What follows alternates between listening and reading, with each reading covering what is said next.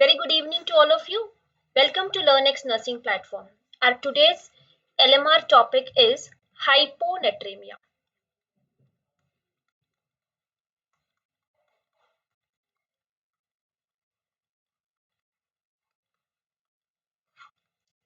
कल हमने देखा था हाइपरनेट्रेमिया, आज हम देखेंगे hyponatraemia.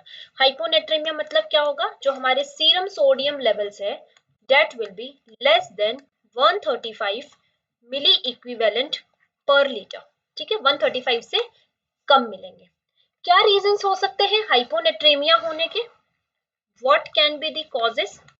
Number one will be diuretics. Diuretics की वजह से क्या हो जाएगा? Excessive loss of the water plus sodium, जिसके वजह से हाइपोनेट्रेमिया हो जाएगा। ठीक है। Number to, diarrhoea. डायरिया में भी सोडियम का लॉस होता है। ठीक है। Number three, prolonged GI suctioning. कोई पोस्ट ऑप पेशेंट है जिसको हमने जीआई सक्शनिंग पे रखा है, लेकिन बहुत कंटिन्यूअसली वो जीआई सक्शनिंग होती रही, जिससे कि सोडियम लॉस हो गया। ठीक है, prolonged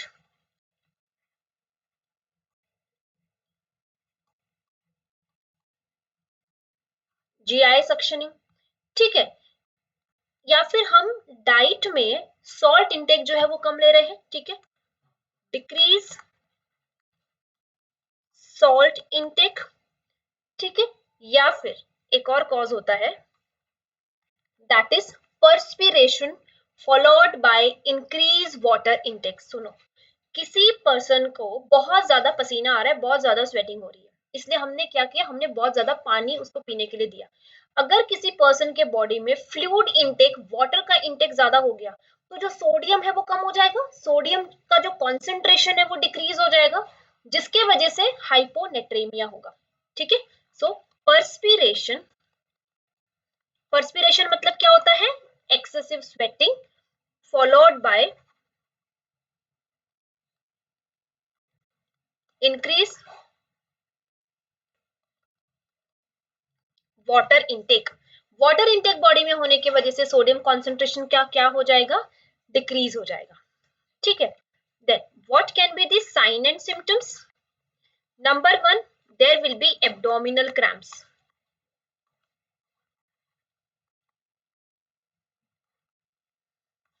number two, there will be nausea. Number three, एक निमोनिक है SSC. What is SSC? It is somnolence.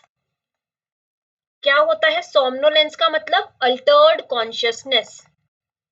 Altered consciousness. Second S का मतलब क्या है? सीजर। एंड नंबर थर्ड क्या है? कोमा। पेशेंट को अल्टर्ड कॉन्शियसनेस हुआ, उसका कॉन्शियसनेस अल्टर्ड था, उसका कोई ट्रीटमेंट नहीं हुआ, पेशेंट को सीजर्स आ गए। सीजर्स आ गए एंड वो भी ट्रीट नहीं हुए, तो पेशेंट कोमा में चला गया। Number fourth, oligo urea.